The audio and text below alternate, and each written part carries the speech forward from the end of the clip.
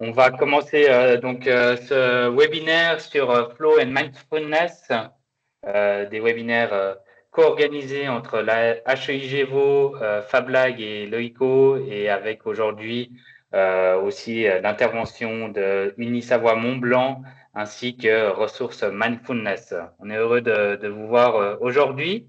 Je suis Ludovic Godard, responsable de la FabLag, une association qui vous sera présentée dans quelques secondes par notre présidente. Pour vous réexpliquer un peu le principe de ces webinaires, il y aura 1 heure de webinaire classique. On commence avec une toute petite présentation de la FabLag en 3 minutes. Après, il y aura la présentation de nos 2 intervenants, donc Jean-Philippe Jacques et Daniel Françoise. On finira avec 10 minutes de questions-réponses. Et puis, dans une deuxième partie, on laissera optionnel 30 minutes en petit groupe de 3-4 pour ceux qui ont envie d'interagir et d'aller plus en profondeur. Rapidement sur comment se passent les bonnes pratiques. Donc, à tout moment, vous pouvez poser des questions dans le chat. Si une question vous paraît particulièrement intéressante, n'hésitez pas à voter avec un pouce sur cette question. On tiendra compte pour les questions-réponses à la fin, dans les 10 dernières minutes, donc à 17h50. À la fin de cette session, enfin dans une semaine environ, on vous enverra la présentation ainsi que le replay. Donc, vous aurez toutes les informations également de ce webinaire qui vous seront envoyées par la suite.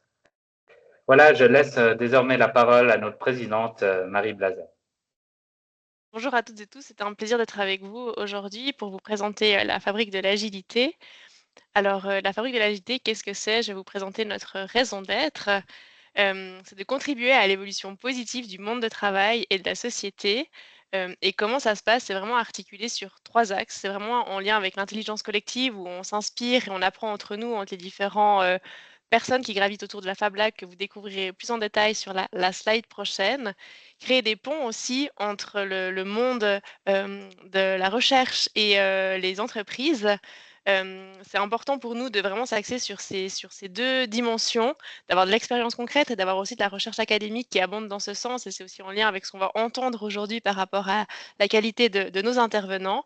Et on a envie de diffuser et partager ces pratiques pour montrer qu'on peut créer un nouveau monde de travail par rapport à ce qu'on a pu connaître ces dernières décennies. Qu'il y a autour de la fabrique de l'agilité? Alors vous voyez ici dans ces graphiques qu'il y a des secteurs d'activité qui sont assez différents entre du conseil, du digital, de la culture, des assurances, en bref, un panel assez, hétéroclite. Géographiquement, on a aussi une belle présence en Suisse romande avec des régions qui sont encore à développer, mais on a une belle présence sur Vaud, Genève, Fribourg et Neuchâtel. Et le point qui est aussi intéressant, c'est que ça s'adresse aussi bien à des entreprises qui sont dans le secteur public que privé.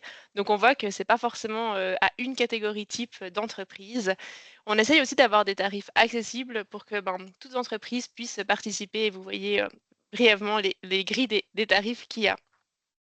Ensuite, dans la fabrique de l'agilité, ce qui est au cœur aussi, c'est des humains. Donc on essaie vraiment de créer, des rencontres pour échanger là-dessus. Depuis quelques années, on a un panel d'événements qu'on propose avec les speed dating, qui sont des événements qui sont réservés aux membres, où on travaille vraiment sur des thématiques différentes en lien avec l'agilité. On en a quasiment une par mois. Vous pouvez voir, tout à gauche, la liste qui est proposée cette année. Et si vous n'avez pas reçu des invitations ou autres, adressez-vous à Ludovic qui vous donnera toutes les informations. On organise des webinaires comme aujourd'hui qui sont aussi ouverts aux externes parce que pour nous, c'est intéressant de créer ce lien et pas de rester entre convaincus de ces questions-là.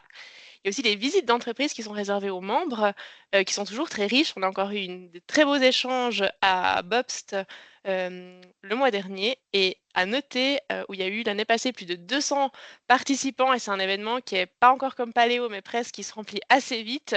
C'est la conférence annuelle qui aura lieu le 4 septembre. Donc si vous avez envie d'y participer, je crois que le programme sera tout bientôt communiqué. Donc, notez la date et suivez les actualités. Et je vais passer la parole à Céline pour qu'on rentre dans le vif du sujet. Bon webinaire. Merci Marie. Bonjour à tous et à toutes. C'est aujourd'hui le 3e webinaire d'une série de 4 webinaires de cette année qui porte sur le fait que l'agilité dans l'organisation commence par soi. Et donc, l'idée, c'est vraiment que la connaissance de soi est un ancrage essentiel pour créer et pour faire fonctionner des organisations et des équipes agiles. Je suis perturbée par la conversation et les gens qui disent qu'ils n'accèdent pas au PowerPoint, mais je vais continuer. Je pense que quelqu'un va prendre en charge cette problématique. Donc, je disais que c'était le troisième d'une série de 4. Et donc, aujourd'hui, on va parler du flow. Le flow, c'est un état mental de concentration profonde. Alors, j'imagine que les intervenants vont donner une définition plus approfondie de ça, mais je donne la mienne un peu rapidement, qui va de pair avec le plaisir au travail. Et pour faire le lien avec l'agilité suppose d'avoir des collaborateurs engagés, créatifs et profondément motivés par leur activité. C'est vraiment le cœur de l'activité, c'est vraiment de s'appuyer finalement sur les ressources profondes des êtres humains. Et c'est la raison pour laquelle le flow, c'est une approche qui permet d'apporter ces éléments-là. Je veux présenter rapidement nos intervenants. Donc Jean-Philippe Jacques, tout d'abord, qui est créateur d'une société avec un certain nombre de collègues qui s'appelle Ressources Mindfulness et qui regroupe des gens qui créent et qui délivrent des programmes de mindfulness dans de nombreuses organisations, mais aussi auprès d'individus. Et Jean-Philippe, finalement, exerce cette activité depuis 2009. Auparavant, il a un parcours en entreprise et à l'université, notamment l'Université de Californie du Sud à Los Angeles, où il exerçait des fonctions de chercheur en biologie moléculaire dont il a un doctorat.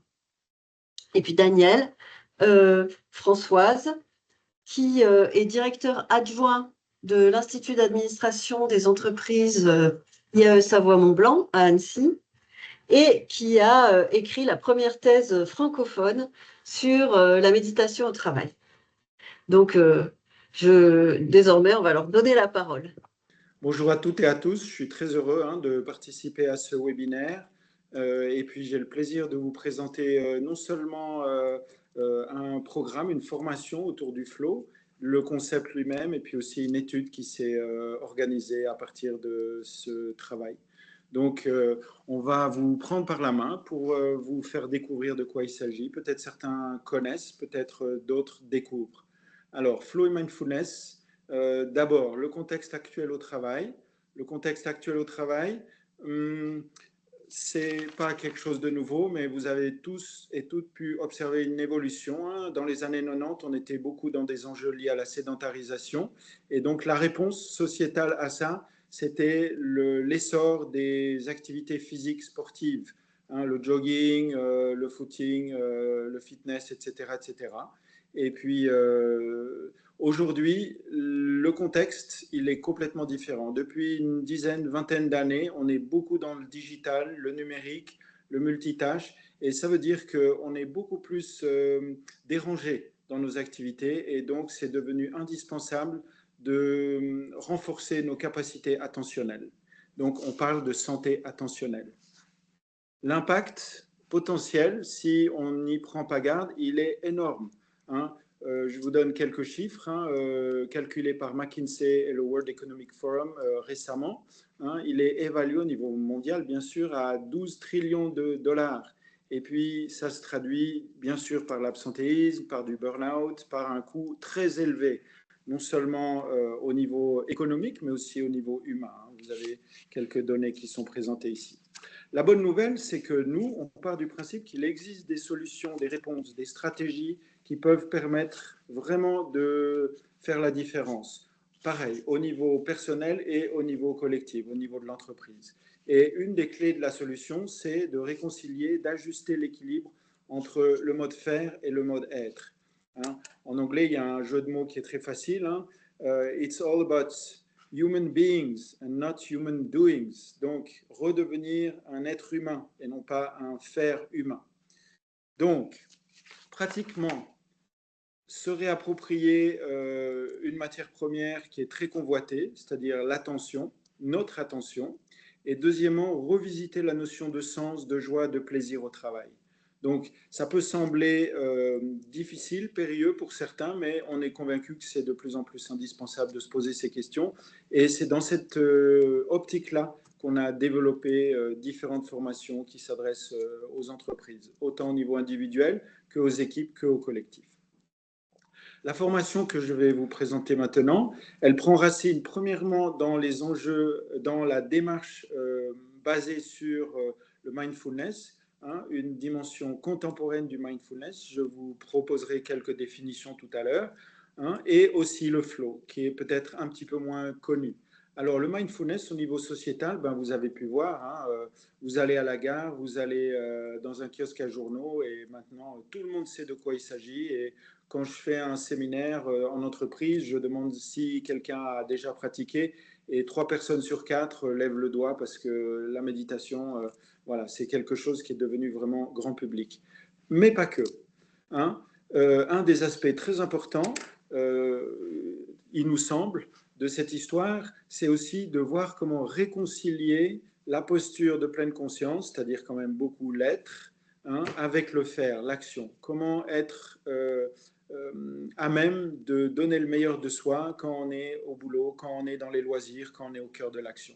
Et c'est cet objectif-là, plutôt ambitieux, je dirais, hein, qu'on a abordé avec cette formation sur laquelle on a commencé de travailler en 2021.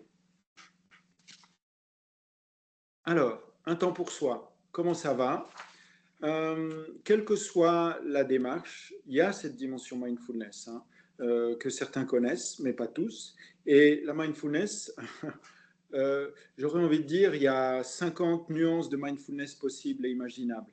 Et puis, la mindfulness, c'est déjà, si on pouvait parler de la suite, c'est le regard qu'on va porter sur la situation. Hein. La situation elle-même, c'est une chose, mais le regard que je porte sur la situation, c'est une autre. Comment je me sens au niveau des sensations corporelles dans cette réunion, dans cette activité, dans cette interaction, quand je vais au boulot, quand je sors du boulot, est-ce que je me sens bien, est-ce que je me sens fatigué, est-ce que je me sens énergisé? Ça, ce sont les sensations corporelles. Comment est-ce que je me sens au niveau du cœur, c'est-à-dire les tonalités émotionnelles? Est-ce que j'en veux plus? Est-ce que je suis dans la curiosité, l'envie de développer davantage ou au contraire plutôt une posture sous le signe de l'aversion? Ça, c'est plutôt les enjeux émotionnels. Et puis, bien sûr, le paysage cognitif. Et on peut le faire dès maintenant. Je vous propose quelques secondes ensemble, hein. Il ne s'agit pas d'aller observer dehors, un petit peu oui, mais aussi et surtout d'observer dedans. Comment est-ce que je me sens là maintenant, pendant ce webinaire? Est-ce que je me sens à ma place? Est-ce que je suis assis confortablement? Je vais peut-être m'offrir et vous inviter à vous offrir 3 respirations un petit peu plus profondes que la norme. Inspire par le nez, expire par la bouche. Une deuxième respiration un petit peu plus profonde. Sentir peut-être au niveau corporel, il y a quelque chose qui se détend. Poursuivre, hein, chacun à son rythme, chacun à sa manière.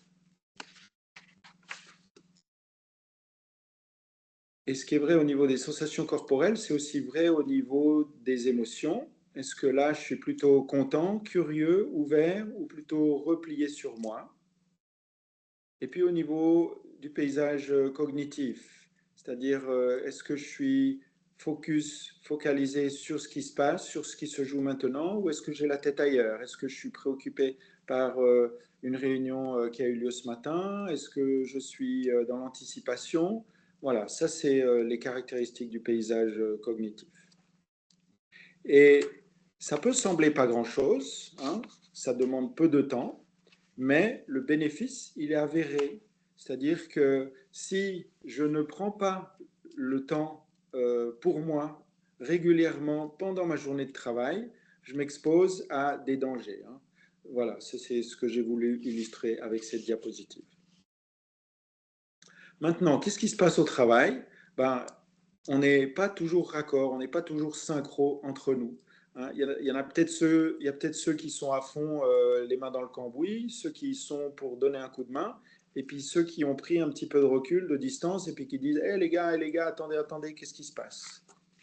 Donc, là maintenant, dans quelle posture vous vous sentez? Et puis peut-être observer au passage qu'en fonction de l'activité, en fonction de votre rôle, en fonction de votre cahier des charges, vous vous reconnaîtrez plutôt dans un rôle que dans l'autre. Donc, la question, c'est vous, quand vous allez au boulot, où est-ce que vous vous sentez? Dans quel rôle vous vous sentez le plus à l'aise? Est-ce que vous vous sentez décalé? Quel regard vous portez sur votre quotidien au travail?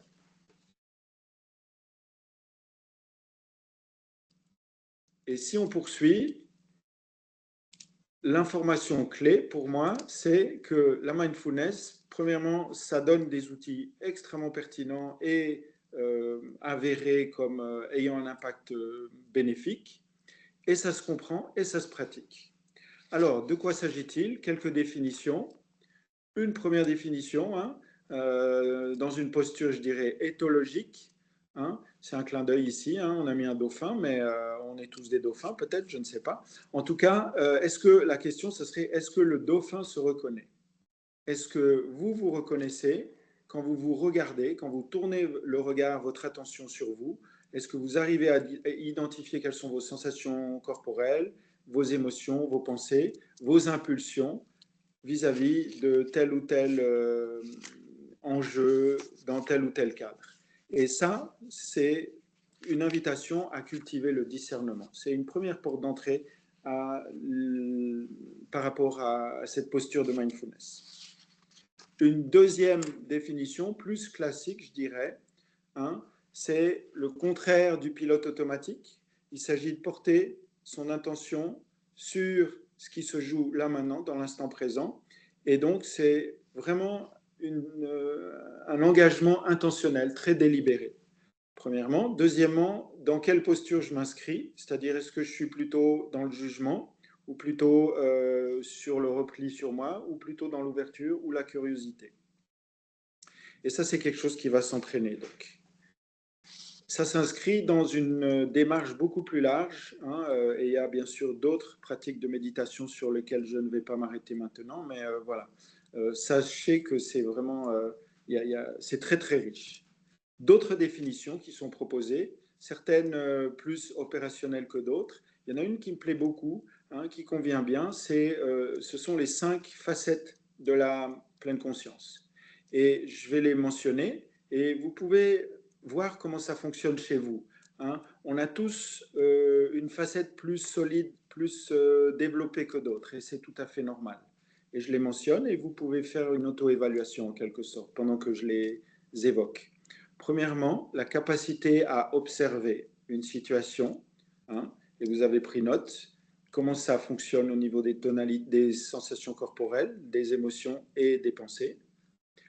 Deuxièmement, la capacité à décrire l'expérience que je vis, trouver les mots qui me permettent de décrire, de communiquer pour moi et pour d'autres.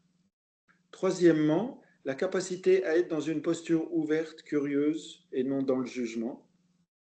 Quatrièmement, la capacité à trouver la solution juste, à laisser émerger le geste juste, le mot juste, l'action juste. Et cinquième facette, la capacité à ne pas réagir de manière impulsive. Voilà, ça c'est vraiment une définition que moi personnellement je trouve vraiment, vraiment hyper intéressante et on peut explorer assez facilement. Tout ça, ça s'inscrit dans une démarche evidence-based, c'est-à-dire dès les années 80, on a commencé à documenter avec des études scientifiques l'impact de ces pratiques sur le bien-être et sur la manière dont les personnes participant à ces études fonctionnaient, autant au niveau de la santé qu'au niveau du bien-être et puis aussi des capacités à travailler en équipe, etc., etc. Mais là, les données sont plus fragiles. Ça, c'est pour ce qui concerne la mindfulness. Si on regarde plus en détail, une des portes d'entrée les plus naturelles à la pleine conscience, la mindfulness, hein, c'est la même chose, c'est la capacité, comme je l'évoquais tout à l'heure, à se réapproprier notre attention, notre concentration. Et puis, je vous propose un petit test. extrêmement simple. Il s'agit de compter de 1 à 5. Donc, comptez vos respirations. Et c'est parti. J'inspire 1. J'expire.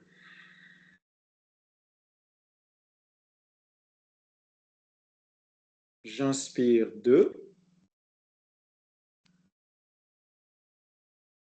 J'expire.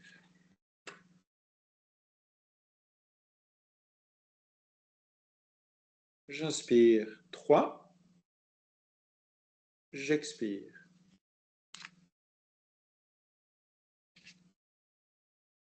J'inspire 4. J'expire. J'inspire 5. J'expire. Et puis, si vous le voulez, on ne va pas le faire maintenant, mais si vous le pouvez, vous pouvez faire marche arrière, c'est-à-dire vous pouvez redescendre depuis 5 jusqu'à 1. Et sans aucun doute, vous avez pu observer que votre attention peut-être se dispersait, hein, ou basculiez en mode vagabondage mental. Et ça, c'est complètement normal. Donc ici, cette pratique, je vous invite à la tester sur 1 minute, sur 2 minutes, sur 3 minutes, de temps en temps. Ça fait beaucoup de bien et c'est vraiment un outil, je dirais, extrêmement précieux et performant pour entraîner vos capacités attentionnelles. Alors, si on regarde ce qui se passe au niveau neurologique, hein, on observe ce cycle-là. Quand on est focalisé, hein, on va activer le lobe frontal, hein, qui est en jaune ici. Et puis, immanquablement, au bout de 1, 2, 3, 5 secondes, peu importe, l'attention se disperse et on passe en mode vagabondage mental. On pense à autre chose, c'est ça que ça veut dire, hein, tout simplement.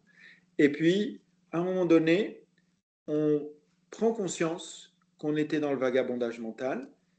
Et là, ça devient possible, c'est un choix, hein, c'est très délibéré, intentionnel, d'accepter cette réalité et de décider de reporter l'attention sur le comptage, le cas échéant. Voilà, c'est ce que vous avez représenté ici, hein, le cycle associé à des pratiques de type mindfulness. Ça peut sembler rébarbatif, mais c'est extrêmement efficace. Et puis, pas que pour les champions de tennis ou les sportifs de haut niveau. Ça, c'était pour le mindfulness. Parlons maintenant du flow. Le flow, ça se comprend et ça se pratique. Une première remarque préliminaire, on pourrait penser que le flow et la mindfulness sont antagonistes. Pourquoi? Parce que le flow, on est vraiment dans une démarche de sportif. On est vraiment dans une démarche où on identifie une cible qu'on souhaite atteindre. Alors que la mindfulness, on va plutôt travailler sur la capacité et la qualité à être dans l'instant. Et vous allez voir, hein, je vais vous proposer quelques repères qui montrent que pas du tout. Il y a beaucoup de convergence entre une posture de flow et une posture de mindfulness. Rendre hommage au papa du flow, en quelque sorte, hein, Csikszentmihalyi. Hein, il a fait un travail absolument pionnier, novateur, au même titre que Jon Kabat-Zinn pour le mindfulness, et exactement pareil dans les années 80. Hein, la question qu'il a posée à ce moment-là, c'était quand il observait des sportifs de haut niveau, hein, des tennismen, des joueurs de golf, des joueurs de basket, hein, qu'est-ce qui fait qu'à certains moments, dans certaines situations, ils étaient littéralement dans un état de grâce? Et il leur a demandé, hein, il a mené des interviews, hein, d'abord sur quelques dizaines et après sur quelques milliers, voire même des centaines de milliers de personnes. Hein, il leur posait un peu toujours les mêmes questions. Hein, est-ce que vous vous sentiez dans le flow ou pas? Est-ce que vous pouvez décrire? Comment est-ce que vous avez fait pour arriver dans cet état, consciemment ou non? Et donc, Csikszentmihalyi a été vraiment un pionnier pour l'élaboration de ce concept. Ce qui est intéressant de mentionner aussi dans le cadre de ce webinaire, c'est qu'il n'est pas allé beaucoup plus loin. C'est-à-dire que, contrairement à la mindfulness, il y a eu très peu de travail qui a été fait pour opérationnaliser et proposer des outils, des formations qui permettent d'activer le flow. On a identifié les principes scientifiques, hein, et on est en train de les valider de manière de plus en plus solide. Mais il existe extrêmement peu de formations, à notre connaissance en tout cas, dans un environnement francophone. On en trouve un petit peu plus aux États-Unis. Donc, voilà où on en est. Alors, la définition, ben, vous l'avez pu observer ici. Ça permet de réduire le stress, ça a beaucoup de bénéfices. Et puis, peut-être, j'aimerais mentionner la notion d'activateur et de saboteur du flow. Dire que exactement de la même manière que le mindfulness, je vous ai montré le cycle du mindfulness tout à l'heure, là on a pu identifier différents réseaux neuronaux. Il y a, pour faire simple, les régions du cerveau qui sont associées à l'activation du flow. Ici, sur cette diapositive, on parle de sagesse, et les réseaux neuronaux qui sont complètement différents, qui vont au contraire activer les saboteurs du flow. Et l'idée, bien sûr, c'est d'activer, de renforcer la posture de sagesse, en quelque sorte, et de désactiver ou d'inhiber la posture qui va activer les saboteurs du flow. Les saboteurs du flow, oui, bien sûr, associés à ces deux postures, il y a des neurotransmetteurs assez connus, adrénaline, dopamine, cortisol, sérotonine et endorphine. Les saboteurs du flow, j'en ai listé quelques-uns ici.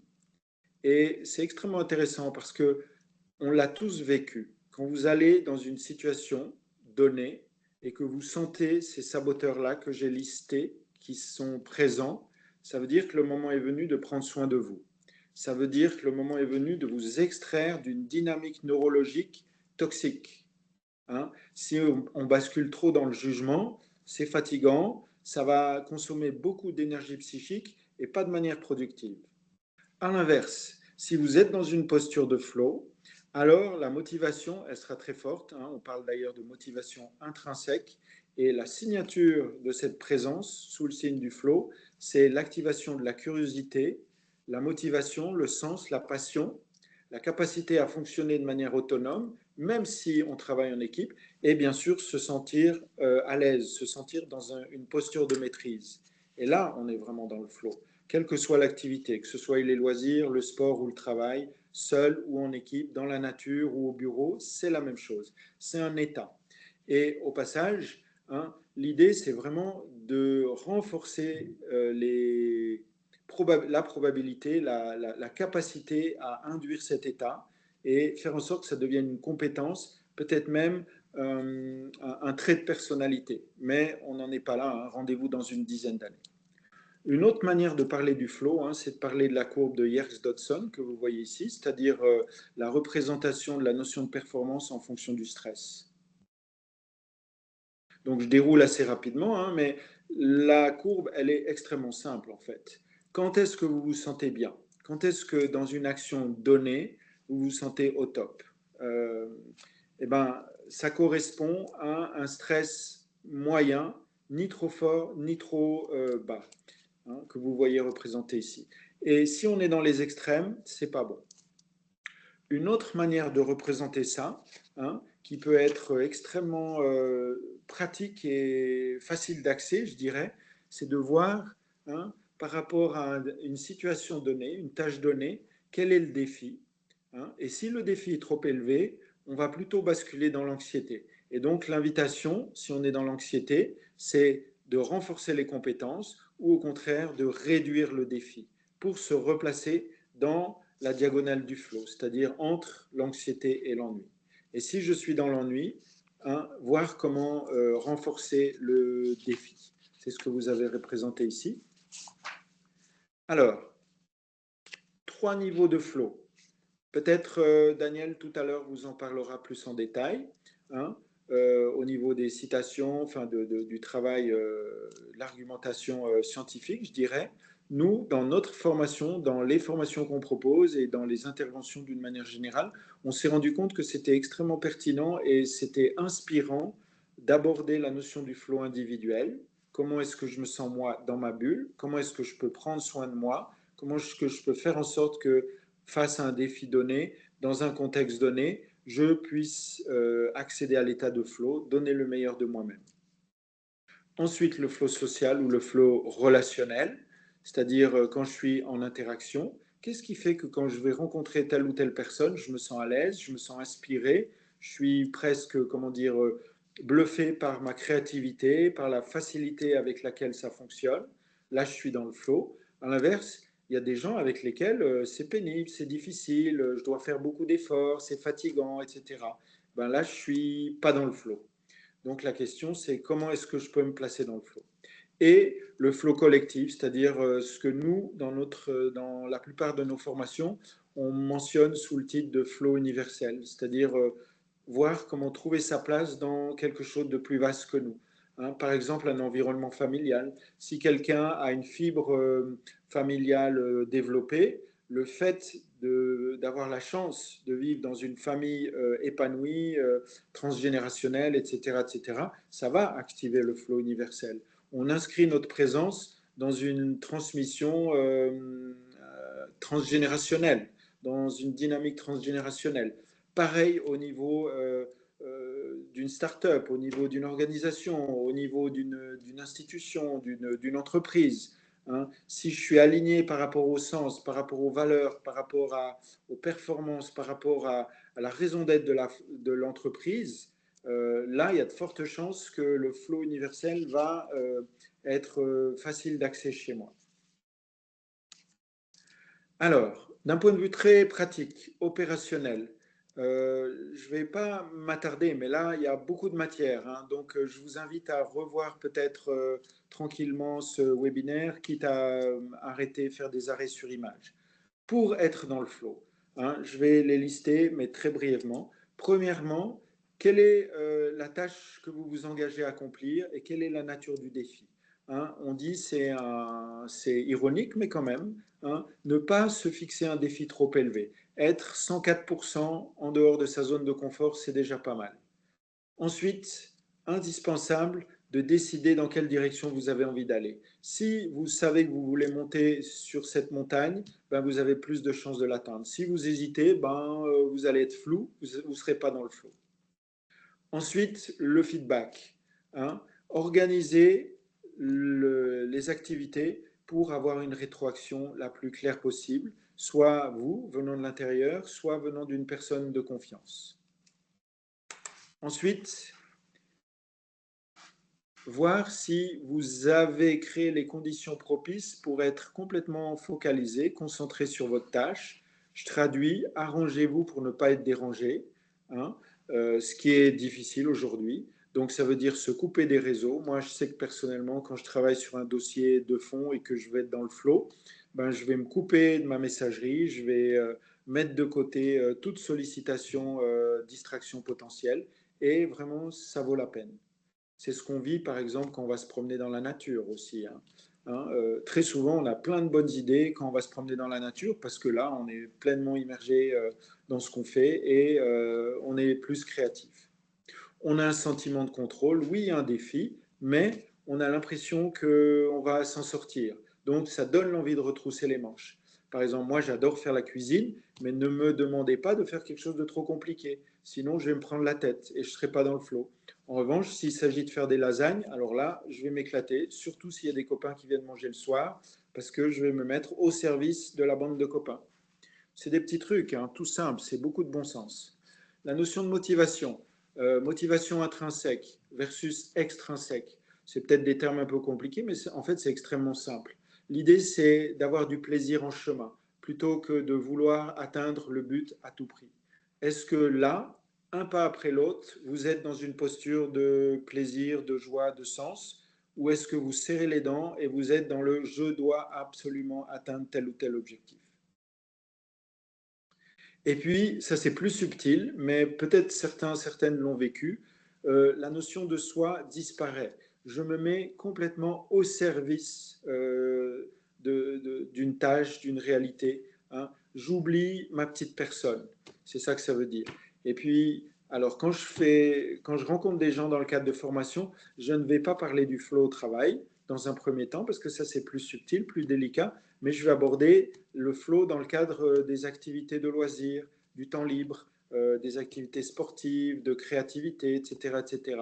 Et là, oui, il y a très souvent des témoignages de très très bonne qualité, voire même touchants, par rapport à ces composantes-là que j'ai mentionnées. Et dernière composante qui est tout aussi intéressante, on ne se rend pas compte du temps qui passe. Ça, c'est vraiment impressionnant, hein. Et ça, je pense qu'on l'a tous vécu, non seulement quand on était enfant, mais par la suite, hein, tout d'un coup, on se rend compte que waouh, il s'est passé 2 heures, 3 heures sans même que je m'en rende compte. Alors, une deuxième dia un peu technique, mais pareil, ça vaut la peine de le mentionner, surtout en lien avec le monde du travail. Le flow, ce n'est pas un état qu'on peut induire 24 heures sur 24. Ou alors, c'est induit artificiellement avec des substances, et là, on n'est plus dans ce que je suis en train d'aborder maintenant. Donc, premier stade du flow, il y a un effort à fournir. Par exemple, si vous avez un dossier sur lequel vous devez bosser, ben peut-être que vous allez devoir lire, peut-être que vous allez devoir vous familiariser avec la matière. Donc, vous allez devoir retrousser les manches et vous farcir 100 pages à lire pour maîtriser, pour faire un état des lieux de la situation avant de rédiger votre politique ou votre compte-rendu. Et là, ça demande du boulot, hein. C'est fatigant, il y a un effort à fournir. Deuxième stage, c'est la détente. Et autant le premier stade, la signature du premier stade, ça bosse, hein, il y a un stress et il y a production d'ondes alpha, ça c'est la signature au niveau électroencéphalogramme. Autant le deuxième stade, c'est la détente, c'est la production d'ondes alpha. Et la détente, c'est n'importe quoi où vous changez les idées, hein. La détente, c'est surtout pas d'aller sur les réseaux sociaux, c'est surtout pas d'envoyer 3 mails en 5 minutes, expédier n'importe comment, de passer une commande. Non, non, non. Changez-vous les idées. Ouvrir la fenêtre, aller faire le tour du pâté de maison, une activité physique, ça peut. Je recommande personnellement de passer par le corps pour ce petit temps de détente. Ça peut être quelques minutes, hein, c'est très court. C'est un temps d'intégration de toutes les connaissances que vous êtes appropriées, que vous avez commencé de vous approprier pendant la période d'effort, de défi. Ça peut être des connaissances, ça peut être aussi un savoir-faire. Par exemple, si vous apprenez à faire un instrument de musique ou à danser ou à n'importe quelle activité corporelle, le temps de détente va vous permettre d'intégrer dans l'esprit et dans le corps ce savoir-faire fragile. D'accord ? Au niveau neurochimique, c'est associé à la production de monoxyde d'azote. Le monoxyde d'azote, c'est connu pour protéger au niveau vasculaire par rapport au stress. Ok. Voilà, le petit temps de détente, très précieux, très important, 2, 3, 5 minutes. Au passage, quand les gens fumaient davantage, le temps de détente, c'était la pause café, c'était la pause clope. C'était le petit moment où on allait discuter, papoter le bout de gras avec les copains, se changer les idées. Tiens, t'as fait quoi ce week-end? Tu vas faire quoi? De parler de tout sauf des choses sérieuses. Et seulement après, activer le flow. Activer le flow, ça veut dire donc enclencher toutes les variables que j'ai évoquées dans la diapositive qui précède. Et la signature, elle est extrêmement précise avec production d'ondes alpha, θ et gamma. Ça, pareil, hein, ce sont des données techniques, mais ça veut dire que simplement on peut les objectiver. Oula, j'y arrive. Avec un électroencéphalogramme. Pareil au niveau de la production des neurotransmetteurs. C'est un état, ça n'est pas associé à une activité donnée. Donc c'est extrêmement personnel, sur mesure, et puis c'est quelque chose qui se ressent, c'est quelque chose qui se vit. Et quatrième étape, le temps de récupération. Le temps de récupération, il est aussi très important parce que pendant le temps de récupération, on est fatigué, on est fragile. C'est à ce moment-là, quand on a beaucoup bossé, quand on était dans le flow, c'est dans le temps de récupération que, comme par hasard, on va tomber malade. Hein, quand vous avez beaucoup bossé pour un examen ou une échéance capitale, hein, vous partez en vacances, vous partez en week-end et c'est là que vous chopez une angine, une grippe, quelque chose. Hein. C'est aussi là où émotionnellement vous êtes plus fragile. Donc, organisez de manière très déterminée ces 4 temps. L'effort, la détente, le flow et la récupération. C'est vraiment une stratégie, hein. Et puis après, au niveau de la durée, la stratégie pour chacune de ces étapes, je ne vais pas me développer beaucoup plus loin dans le cadre de ce webinaire. Donc, comme je l'ai mentionné plus tôt, il y a 3 niveaux de flow. Il y a le flow individuel, hein, être bien dans sa bulle, sentir que ça pétille, je suis responsable de mettre en place les caractéristiques qui me permettent d'activer le flow. Ensuite, il y a le flow relationnel. Ça fonctionne plutôt bien avec certaines personnes et moins bien avec d'autres. Toujours s'entraîner dans une posture de psychologie positive et commencer par ce qui marche. Et ensuite élargir avec d'autres relations qui sont peut-être plus difficiles. Et troisième niveau, le flow universel. Oui, ce que j'aimerais mentionner au passage, c'est que tout ce travail-là sur lequel nos activités de formation sont basées prennent appui sur la psychologie positive, hein, et l'intelligence émotionnelle. Voilà. Donc, à nouveau, hein, vous le voyez ici récapitulé, représenté de manière plus détaillée, les 3 caractéristiques, les 3 niveaux de flow. Bon, et maintenant, la question bonus, c'est est-ce que ça marche? Et c'est là que je passe la parole à Daniel. Merci Jean-Philippe pour ta présentation et pour ces explications sur qu'est-ce que c'est que la mindfulness, qu'est-ce que c'est que le flow. Et donc, pour essayer de développer à la fois la mindfulness et le flow, donc il y a un programme qui a été mis au point. Et nous, la question en tant que scientifique qu'on s'est posée, c'est effectivement, est-ce que ça marche? Est-ce qu'on peut mesurer? Est-ce qu'on peut voir des transformations chez les individus qui suivent le programme? Et est-ce que effectivement, ça augmente le niveau de flow et le niveau de pleine conscience? Et quel effet ça peut avoir notamment, par exemple, sur le bien-être au travail ou sur ces moments où on va recharger les batteries? Est-ce qu'on apprend à mieux recharger les batteries quand il faut pour se prévenir du burn-out? Alors avant de commencer, et puis du coup comme ça il y a un petit effet teasing de vous donner les résultats de cette première étude pilote, je souhaite donner la parole à Giorgio qui est présent et qui a suivi le programme. Donc voilà, je te laisse la parole Giorgio. Est-ce que tu peux développer, expliquer et dire comment tu as vécu ce programme et qu'est-ce que ça t'a apporté? Avec plaisir, de manière assez courte, déjà dire d'où je parle, parce que voilà, je travaille à SIG, au service industriel de Genève, je fais partie du comité de la fabrique de l'agilité par ailleurs, et je connais aussi bien Jean-Philippe Jacques, parce que j'avais déjà commencé un parcours sur la méditation, mais il y a bien longtemps, et puis ce qu'il m'a proposé, c'était de tester quelque chose. Alors, moi, je suis très néophile, donc j'adore les choses nouvelles. Je travaille dans l'innovation et la prospective, donc je me suis dit, mais quelle chance de pouvoir tester quelque chose de nouveau et de faire des retours. Et en fait, c'est comme ça que je suis tombé un peu dans cette marmite. Et donc, je me suis dit, mais quelle chance d'avoir aussi la possibilité de faire se rejoindre 2 choses qui, moi, me paraissaient très personnel, hein, qui est le travail, et puis d'approfondir cette qualité on va dire, de présence qu'on a à travers la méditation, que j'avais moi déjà un peu expérimenté, mais aussi de mettre ça à disposition parce que, en fait, c'est 2 choses qu'on sépare trop souvent, c'est vraiment cette notion de performance et de bien-être. On pense que l'un doit être opposé à l'autre. Et en fait, je pense qu'il n'y a rien de le plus faux. On a du plaisir quand on est bien dans ses baskets, en général, on performe mieux. Et vice-versa, lorsque, voilà, on peut être très sérieux à son travail sans être sous pression, être négatif, etc. C'est pas évident, hein, on a toujours des hauts et des bas, et ça aussi, ça fait partie de l'expérience, hein.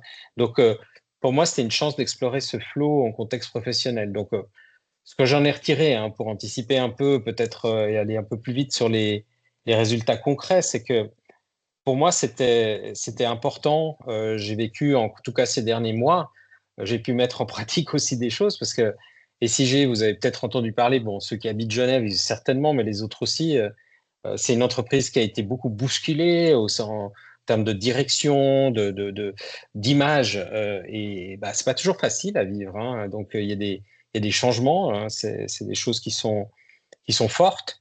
Donc de pouvoir quand même aussi avoir un appui, d'avoir construit aussi cette capacité-là, y compris avec des collègues. Donc pas les autres n'ont pas suivi cette formation, mais par ailleurs, on a eu la chance aussi de pouvoir construire ensemble cette notion d'équipe que Daniel nous présentait, donc d'échanger pour prendre vraiment mettre en place des choses assez concrètes, hein, comme de se revoir à midi avec des gens avec qui on peut échanger, on peut se sentir bien, c'est tout bête, mais le fait de pouvoir quand même pouvoir s'exprimer, c'est souvent aussi quelque chose qu'on n'ose pas amener au travail, hein, le ressenti, les émotions, puis de pouvoir le canaliser pour pouvoir en parler, c'est quelque chose que j'ai trouvé très positif, moi.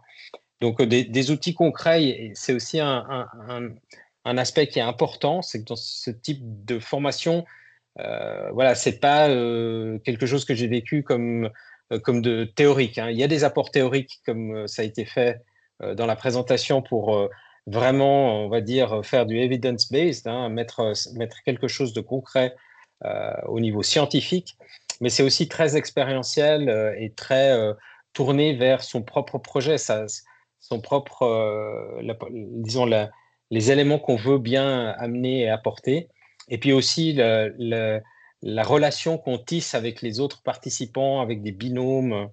Et ça, j'ai trouvé vraiment très riche. Et il y a des outils assez simples. Moi, je vous donne un exemple. Je ne sais même pas si je l'ai appris d'ailleurs pendant la formation, mais peu importe, parce que voilà, ce qui est important, c'est qu'on éveille nos sens à des petites choses qui peuvent améliorer notre capacité à mieux fonctionner. Je vous donne cet exemple-là, par exemple, de prendre l'agenda de la semaine et puis de dire, au lieu de dire combien de temps ça me prend, de dire qu'est-ce qui m'apporte de l'énergie positive et qu'est-ce qui me prend de l'énergie. Tout simplement, qu'est-ce qui m'apporte de l'énergie positive et qu'est-ce qui, au contraire, me plombe. Et puis, on est tous obligés de faire des trucs qui ne sont pas toujours agréables, hein, mais peut-être de terminer sa journée le vendredi avec quelque chose qui est agréable. Comme ça, on rentre dans le week-end et puis on n'a pas l'impression d'arriver complètement lessivé dans le week-end, quoi. Donc ça, c'est des choses comme ça que je retiens. Donc moi, je trouve que pour moi, ça a été une expérience super intéressante.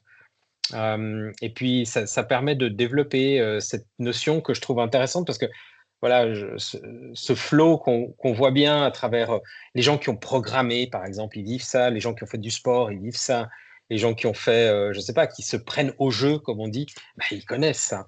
On perd cette notion du temps et on rentre vraiment dans cette bulle qui est positive, hein, mais c'est ça qui est important, c'est qu'on peut aussi le lier avec d'autres personnes et puis on peut vraiment apporter quelque chose de plus. Voilà, j'ai terminé. Alors, merci Giorgio pour ce témoignage. Et maintenant, je reviens sur l'étude pilote. Donc, tous les participants qui ont participé à cette étude ont accepté de répondre à des questionnaires à différents moments. Et ça nous a permis d'avancer et de construire des connaissances nouvelles et puis d'avoir maintenant un petit peu de recul sur ce programme et sur ce qu'on peut en attendre. Donc, le contexte, il a déjà été évoqué très rapidement par Jean-Philippe. On a des choses où on a beaucoup de recul et notamment une opérationnalisation qui est forte, c'est sur la méditation de pleine conscience. Mais la mobilisation en contexte professionnel reste encore modérée et puis on a encore beaucoup de choses à apprendre sur quel effet ça peut avoir sur le travail. Et par contre, sur le flow, il y a assez peu de programmes opérationnalisants et donc là, c'est une première parce qu'on a un programme qui se propose d'aider les individus à développer le flow et à pouvoir le mobiliser avec une plus grande efficacité dans leur vie de tous les jours, mais aussi dans leur vie professionnelle. Donc là, il y a un apport qui est intéressant parce que c'est l'un des tout premiers programmes à notre connaissance qui est capable de faire ça. Et du coup, c'est intéressant de voir quels sont les effets. Et puis, un autre élément qui nous intéresse, c'est que scientifiquement, les interactions entre flow et mindfulness sont peu connues. Et donc, on avait envie d'aller comprendre, d'aller creuser cet effet d'interaction entre flow et mindfulness. Donc, on a un dispositif de formation original qui mêle le flow, qui mêle la mindfulness. Et l'idée, c'était d'évaluer. Et donc, d'évaluer avec une première question, c'est le petit modèle. Est-ce que quand on suit ce programme, comme l'a fait Giorgio, et qui vous l'a expliqué juste avant, est-ce que oui, ça permet de développer la pleine conscience et est-ce que oui, ça permet de développer le flow chez les individus? Ça, c'est la première question. Et la deuxième question, sur le rapport au travail, sur les effets sur le travail, eh ben, est-ce que ça augmente les expériences de récupération, ces moments où on va recharger les batteries, où on va retrouver de la ressource pour après revenir dans l'activité et pouvoir être en état de flow. Quel effet ça a? Deuxième question sur le soutien social, sur les relations qu'on peut nourrir avec les autres. Et là, on voit qu'on rentre dans cette dimension collective du flow. Et puis, globalement, est-ce que ça a un effet général sur le bien-être au travail? Alors, sur la méthodologie, c'est relativement simple. On a fait des groupes sur les participants, donc des gens qui ont suivi la formation, et puis des gens qui étaient dans un groupe de contrôle, qui ne suivaient pas la formation, mais qui étaient en liste d'attente. Alors pourquoi est-ce qu'on fait ça? C'est parce que du coup, ça nous permet d'avoir un groupe témoin, et on neutralise l'effet de croyance. Les individus qui sont en liste d'attente, eh ben, ils pensent que le programme peut leur faire du bien, ils pensent que le programme va les intéresser, va leur apporter quelque chose, exactement comme ceux qui suivent la formation. Donc, comparer des gens qui suivent la formation et des gens qui sont en liste d'attente, c'est le meilleur moyen scientifiquement de neutraliser une forme d'effet placebo. Donc, en comparant les deux cohortes, en faisant les mêmes mesures au même moment sur les deux groupes d'études, et ben à la fin, on peut dire oui, les résultats qu'on observe sont bien liés, entre guillemets, à la substance active, c'est-à-dire au programme, aux exercices qui ont été suivis, qui ont été pratiqués par les participants. Alors, les résultats, les effets notables. Donc, la première question, je vous disais, c'est est-ce que ça a un effet sur la mindfulness? Quand on regarde les courbes, je vais passer assez vite, puis on pourra y revenir pendant les questions. On voit très bien que le groupe de contrôle qui ne suit pas le programme, qui est sur une liste d'attente, a une courbe qui est totalement plate. Par contre, le groupe pilote qui suit le programme, très rapidement, les dimensions, les 5 dimensions de la mindfulness se développent, et ce, significativement. Significativement, c'est-à-dire que c'est valide scientifiquement. Et quand on poursuit, quand c'est le groupe de contrôle qui devient actif, qui suit la formation, on a exactement la même courbe et ça rejoint les résultats du groupe pilote. Et là, on apprend une autre chose, c'est que les résultats sont stables dans le temps parce qu'on voit que pour le groupe pilote, les premiers qui ont suivi la formation, quand on mesure un petit peu plus tard, alors qu'ils ont arrêté la formation depuis plusieurs mois, le niveau de mindfulness n'est pas redescendu. Donc, c'est comme si la compétence était acquise. Donc ça, c'est extrêmement intéressant. Et puis, on a des tailles d'effets qui sont relativement proches de ce qu'on observe sur les programmes de développement de la pleine conscience standard, type Mindfulness-Based Stress Reduction Program, qui sont étudiés aujourd'hui depuis de nombreuses années. Donc, dans ce programme, on arrive à développer la pleine conscience, on ne dégrade pas ce qu'on obtenait avec la MBSR, mais en ajoutant plus. Et donc, c'est le flow. Au travail, on a utilisé 2 mesures. Première étude, première mesure, on voit exactement comme pour la mindfulness sur le groupe pilote, dès qu'il commence une augmentation significative et après une stabilisation, alors que le groupe de contrôle, ça reste stable. Et ensuite, quand on fait un follow-up, on a une stabilisation des données et on voit bien que pour le groupe de contrôle, c'est pareil. Dès qu'ils s'engagent dans le programme, ils ont un niveau de flow au travail qui augmente. Et on a fait une deuxième mesure de flow. C'est une mesure un petit peu indirecte, métacognitive, mais ça permet de consolider nos résultats. Et on a bien également cette progression. Toujours les mêmes courbes, ça c'est assez remarquable d'avoir des résultats aussi stables. Et donc ça vient conforter les résultats de la première mesure de flow. Donc oui, quand on suit ce programme, en tout cas sur les gens qu'on avait là dans l'étude pilote, statistiquement, on a une évolution du flow. Donc, on arrive à avoir un programme qui combine progrès en termes de mindfulness, progrès en termes de flow et stabilisation des résultats dans le temps. Donc ça, c'est quelque chose qui est intéressant, qui est important, parce que c'est exactement comme si tout d'un coup, on a appris, on arrive à mobiliser des compétences nouvelles, des qualités d'attention, des qualités de mobilisation de l'état de flow. Je ne vais pas dire à la demande, mais en tout cas plus souvent et de manière plus stable. Et la deuxième partie de l'étude, c'était quel effet ça a sur le vécu des individus au travail.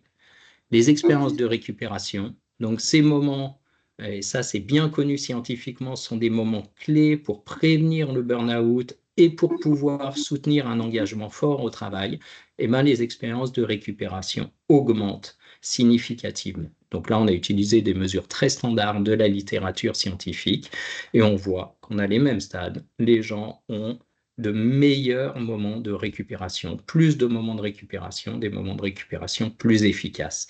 Donc, le fait de suivre ce programme a un effet pour prévenir des problématiques de santé au travail et indirectement pour soutenir de l'engagement. Sur le soutien social, on se rend compte aussi que la perception de soutien social, donc comment est-ce qu'on perçoit nos relations aux autres? Est-ce qu'on a l'impression que les autres sont plus proches de nous? Est-ce qu'ils sont là pour nous aider, pour nous apporter des choses?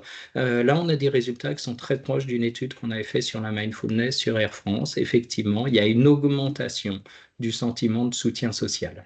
Ça, c'est quelque chose qui est important et ça induit le fait qu'on a très probablement un effet de flow collectif, en tout cas que le développement du flow à titre individuel avec la mindfulness génère aussi un effet collectif, mais ça fait partie des choses qu'il faudra développer dans les années qui viennent, avec d'autres études.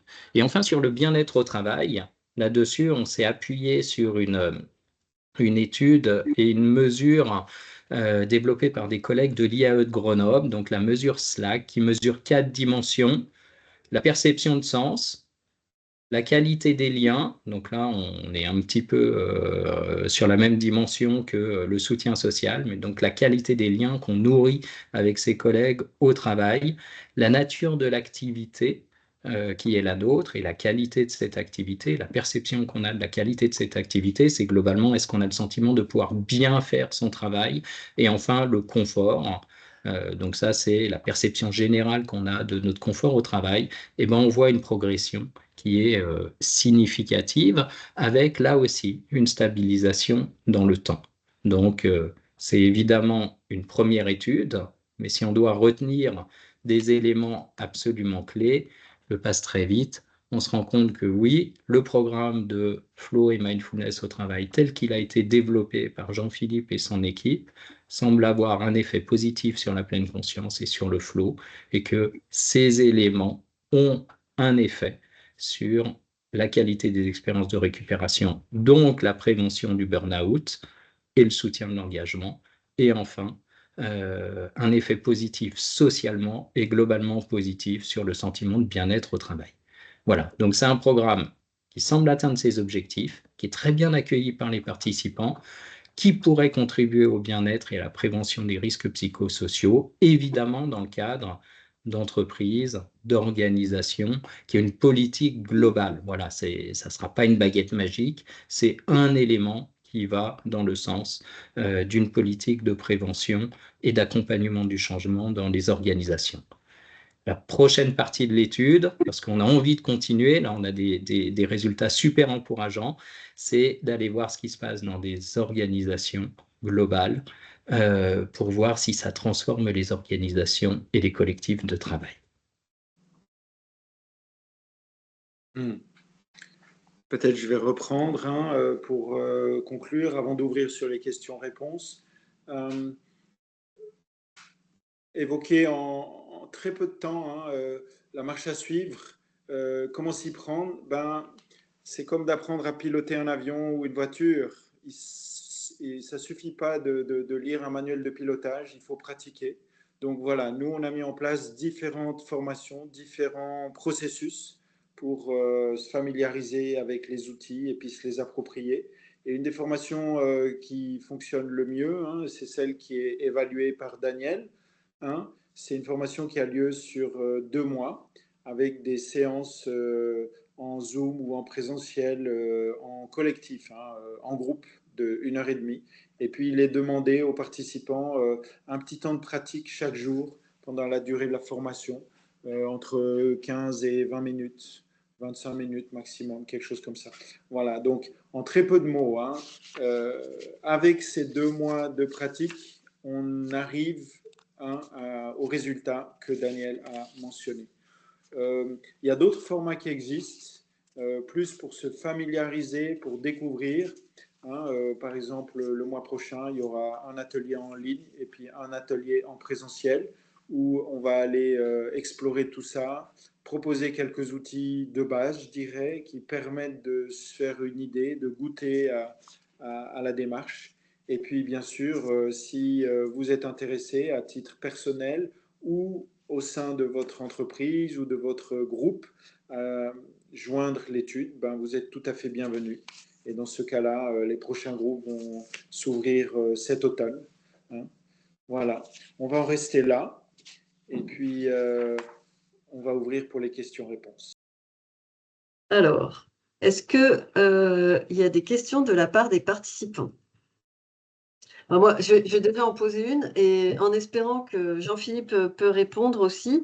Moi, ce qui m'intéresse, c'est de savoir, Jean-Philippe, qu'est-ce qui vous a amené à, à vous intéresser à cette question du flow spécifiquement et pourquoi vous avez trouvé que c'était particulièrement intéressant de... Quand je dis vous, c'est parce que je sais que vous êtes plusieurs. Hein. Pourquoi c'était intéressant de développer un programme sur ce sujet-là spécifiquement?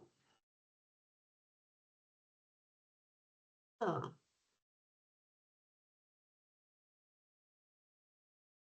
Non.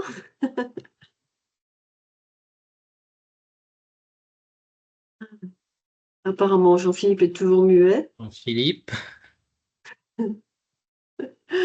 Pourtant, il est là. Bon, décidément, Oui, je crois que la technique ne veut vraiment pas être avec nous aujourd'hui. Tout fonctionnait parfaitement 1 heure avant l'événement. On avait tout testé. Je ne sais pas ce qui se passe. Donc, je pense que Daniel, est-ce que tu pourrais répondre à cette question? alors, pas une réponse. je vais probablement avoir une réponse très partielle. Ce que je sais pour connaître Jean-Philippe depuis pas mal d'années, c'est que déjà, c'est le groupe Ressources Mindfulness et Jean-Philippe font partie des pionniers des approches autour de la pleine conscience et de la mindfulness en Europe. Ils sont très actifs en Suisse et ils ont beaucoup de recul aussi sur leurs pratiques et puis sur la culture scientifique, sur les travaux. Ils s'intéressent également beaucoup à la psychologie positive.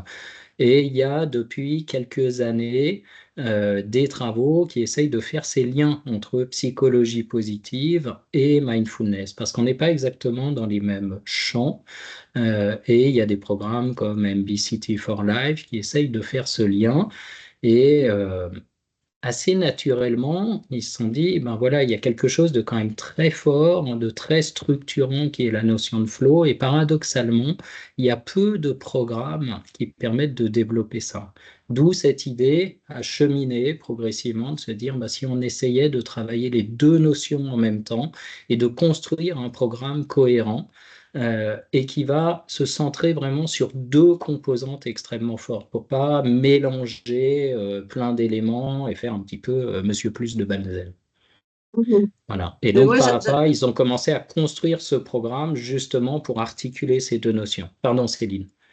Ben non, c'est moi.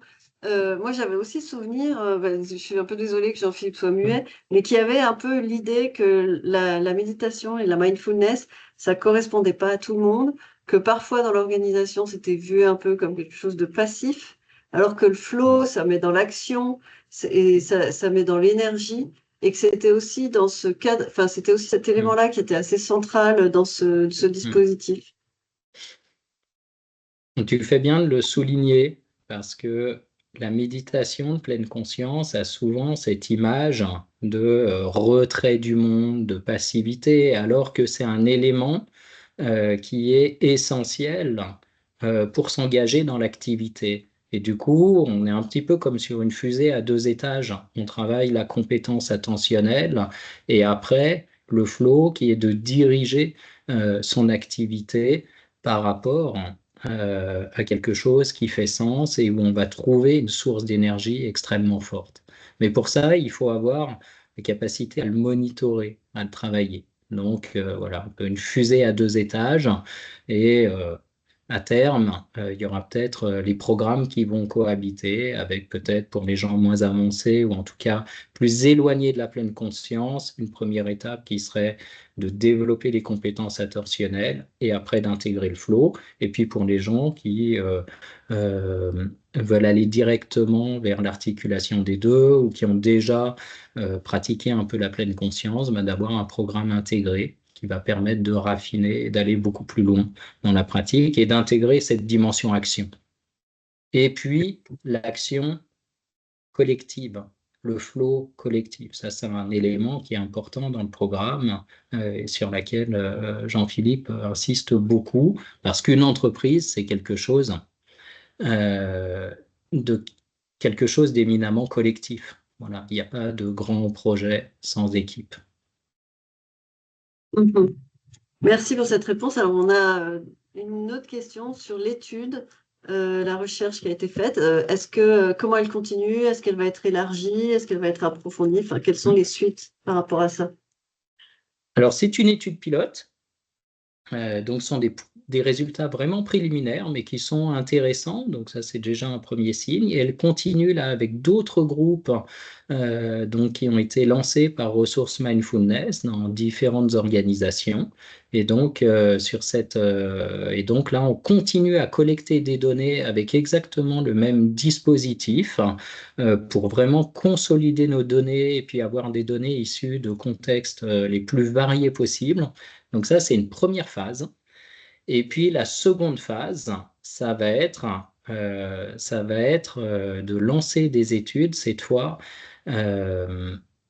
intra-organisationnelles. Donc de lancer ça dans des organisations qui vont se dire, tiens, on va tester le programme sur toute une équipe, sur tout un département. Et là, on pourra aller voir cette dimension collective. Parce qu'aujourd'hui, sur l'étude, on est sur de l'interorganisationnel. Donc, on ne peut pas mesurer les effets transformants sur une équipe et sur une dynamique d'équipe. Et ça va vraiment être la deuxième phase du programme. Mais pour ce faire, il faut qu'on ait des entreprises, et peut-être que ça va susciter des vocations là dans les participants, des entreprises qui voudront se dire, voilà, si on formait largement les gens dans l'entreprise, moi, scientifiquement, je suis preneur pour faire une belle étude, pour aller voir en quoi ça transforme les pratiques, ça transforme les relations, quel effet ça peut avoir sur la performance, etc. Merci beaucoup. Alors, une autre question qui est de dire que finalement, l'approche par le flow et la mindfulness, ça renvoie à un besoin général qui est souvent exprimé de ralentir dans le monde du travail, mais pas que dans le monde du travail. Et la question, c'est, selon toi, est-ce que cette approche le permet?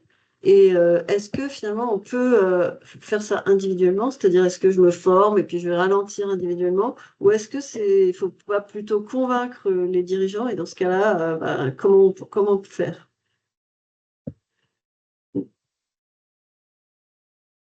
Si on prend l'exemple des sportifs, quand ils sont en état de flow, ils ralentissent pas du tout. C'est généralement là où ils vont aller le plus vite, le plus loin. Simplement, ils vont être à un niveau de parfaite maîtrise de leurs compétences et tout en haut de leur art. Donc c'est pas ralentir pour ralentir, c'est être centré pour pouvoir avancer dans la direction qu'on souhaite. Et effectivement, on est très nombreux à ressentir une intensification du travail, des exigences, et puis à se sentir parfois un petit peu contrôlé par notre environnement et en perte de contrôle. Et c'est là où on se met en risque. Donc, est-ce que ça va faire ralentir les individus? Peut-être. Si c'est freiner ou modifier le rythme pour se maintenir dans une zone où on est bien, ça va être tout à fait utile. Et ça, c'est ce qu'on peut voir, notamment avec les effets de la mindfulness sur la prévention du burn-out. Les gens arrivent à prendre de la distance. Je parlais tout à l'heure des expériences de récupération. Le fait de se dire, là, je ressens que j'ai besoin de faire une pause, mais c'est peut-être une pause d'1 minute, dans ma journée pour ensuite pouvoir revenir dans l'action et puis revenir dans quelque chose où je me serais interrogé. Je me dis, bah, tiens, si je vais vers là, je vais avoir du plaisir, je vais avoir envie de faire.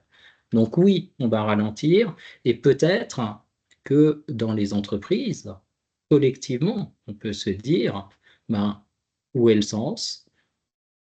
À certains moments, on fait une pause, mais c'est une pause qui va être utile ensuite à une action où va y avoir une dynamique collective qui va être extrêmement impactante.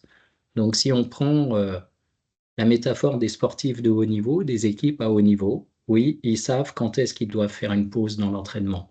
Oui, ils savent qu'à un moment, ils doivent se recentrer, ils doivent respirer, ils doivent identifier ce qui manque et c'est ce qui va faire qu'à certains moments, ils vont rentrer dans une dynamique fondamentalement différente sur un match et parfois retourner la situation. Parce que tout d'un coup, ils vont être pleinement alignés individuellement et collectivement. Je ne sais pas Merci si pour j'ai cette répondu à la réponse. question. Si, je pense que si. Ouais. Après, moi, donc il y a encore une autre question. Peut-être, il reste deux questions. On va essayer de les aborder toutes les deux, mais peut-être commencer par finalement une question que je pense on peut tous se retrouver un peu là-dedans en se disant, bah, le flow, c'est un état. On se trouve en situation de flow, c'est super, mais est-ce qu'on peut agir dessus? Et finalement, ça se décrète pas forcément. Et donc, la question est, donc c'est dommage que Jean-Philippe puisse pas répondre puisque c'est lui qui fait le job, mais peut-être que tu as quand même quelques réponses à ça. Comment est-ce qu'on travaille pour pouvoir se trouver en situation de flow? Alors, là, c'est comme pour la mindfulness. C'est un état, mais c'est aussi une compétence. Il y a un état où je me sens pleinement aligné. Il y a un état où je me sens pleinement porté par l'activité. Ça, c'est l'état de flow ou l'état attentionnel qui fait que je suis capable de dire voilà ce que je vis, voilà ce que je ressens et de faire la distinction entre les émotions qui se génèrent en moi et la réalité. Ça, c'est l'état. Et puis après, il y a la compétence. Je peux à un moment dire je me recentre, j'augmente ma capacité d'attention, je me distancie. Avec la mindfulness et avec le programme Flow and Mindfulness, les participants progressivement vont apprendre à identifier les situations dans lesquelles ils sont en état de flow. À se dire, tiens, là, j'étais en état de flow, je le vois clairement parce que je me questionne, parce que je suis attentif à ce que je suis en train de vivre. Et je peux analyser quels sont les éléments qui font que je suis rentré dans cet état de flow. Quels sont les éléments, quel est le facteur qui fait que j'en suis sorti? Et à partir de là, je vais pouvoir commencer à le mobiliser, à identifier ce dont j'ai besoin et les composantes qui vont faire qu'à un moment, je peux me maintenir dans un état de flow. Donc on a vraiment les deux dimensions. Il faut le voir comme un état, certes, mais aussi intégrer le fait que c'est une compétence et donc qui se travaille, qui s'apprend. Alors ça ne veut pas dire, et ça ne serait pas souhaitable, qu'ensuite on va être tout le temps en état de flow, mais qu'on peut, plus souvent dans une journée, plus souvent dans une semaine, plus souvent dans mes activités, quelles qu'elles soient, être en état de flow parce que c'est un état où je suis bien, où je suis aligné, où il y a du sens, où il y a de l'énergie, où il y a de la joie. Super, merci. Et enfin, finalement, la même question, mais plutôt au niveau collectif. Est-ce qu'il y a des conditions organisationnelles pour favoriser le flow au niveau collectif? Alors là, c'est une bonne question. Peut-être que Jean-Philippe aurait une réponse de praticien. Moi, je vais faire une réponse de chercheur parce que là-dessus, je pense être fiable. Aujourd'hui, ces conditions et ces facteurs-là, on ne les connaît pas. Il y a une thèse sur le flow collectif qui date d'il y a quelques années, qui essaye de regarder un petit peu ça sur un premier modèle, mais c'est quelque chose qui est encore méconnu. Donc voilà, on sait que ça se produit dans les équipes sportives, c'est utilisé dans le coaching sportif, mais dans les organisations, dans les entreprises, il y a probablement beaucoup de choses à découvrir pour pouvoir comprendre quels sont les facteurs. Et il y a probablement aussi plein de facteurs qui peuvent bloquer. Et juste le fait d'identifier ces facteurs bloquants à l'état de flow, ça sera déjà une avancée majeure. Ok, merci. Je donne maintenant la parole à Ludovic pour la suite.